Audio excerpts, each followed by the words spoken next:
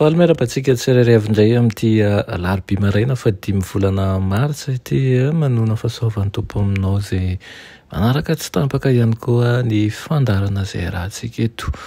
Ny riana dia tombo finoana sy tombo faharetana eo amin'i Jesosy hatrany isika. Alohan'ny hidirantsika ny amin'ny mofon'ainana io dia hivavaksika.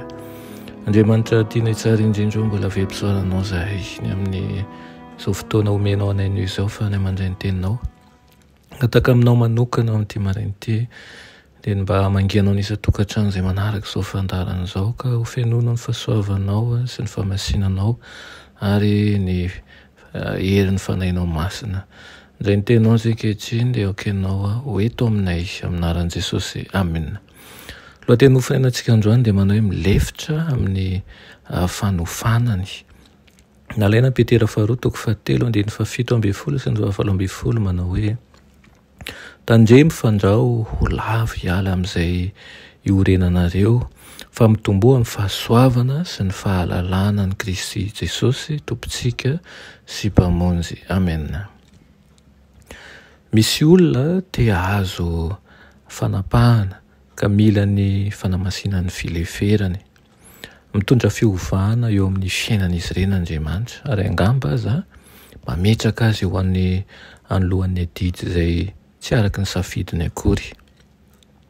Raha manaiky ny hotariany lalana izy ireo dia omeny fahasoavana sy hery hanaova ny asa soratra ao anatin'ny toe-tsain'ny fileferana sy ny fahatokiana.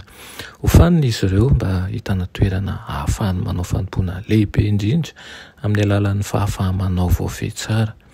Manofana ny olona sasan'Andriamanitra ka manisy fahadisom-pana tenana sy ohatran'ny hoe tsy fahombiazana izany eo amin'ny lalany.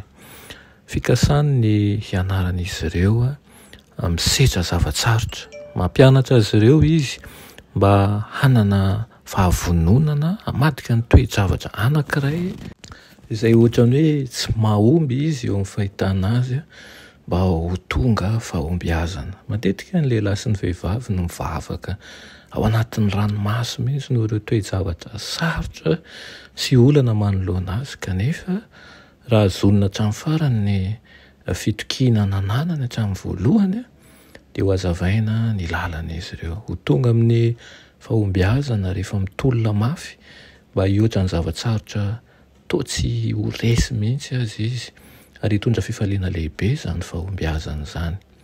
Maro ny tsy mahalala ny fomba fiasa tokony anatanterahana ny asan'Andriamanitra.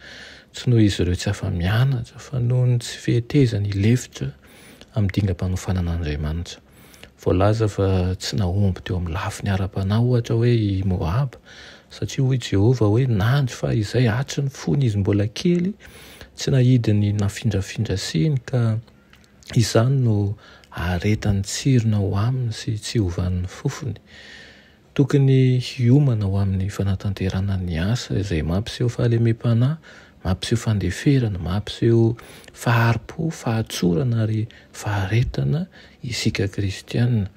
Tokony ho hita ao amin'ny fitsipezan'ny kristianina mihitsy ny fikolokoloana an'ireo fanomezana sarobidy ireo. Rehefa atsoina amin'ny fanompoana ny tompo izany isika dia aoka ho vonona ampiasa ny herim-po sy ny herin-tsaina amin'ny fanampiana an'ireo izay efa ho faty ara-panahy sy ny fitondrana fitahiana ho azy ireny. Raha fitinina ny mofinainantsika androany dia tsaro fa manofana anao hatrany Kristy. Mety mametra-panontaniana ianao ny amin'ny anton-javatra kehitriny kanefa manana faharetana ary fikiry mandrakariva ny teny fikasan'i Kristy izay omeny antsika isan'andro. Amen.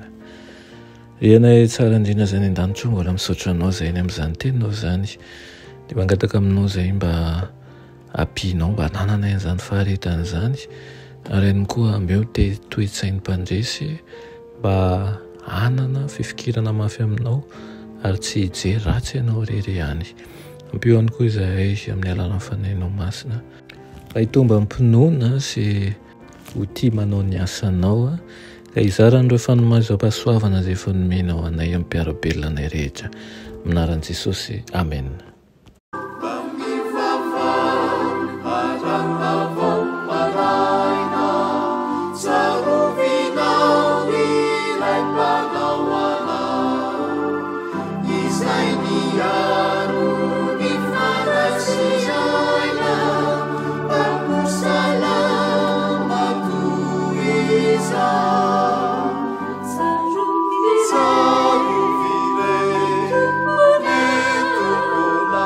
Sapiaro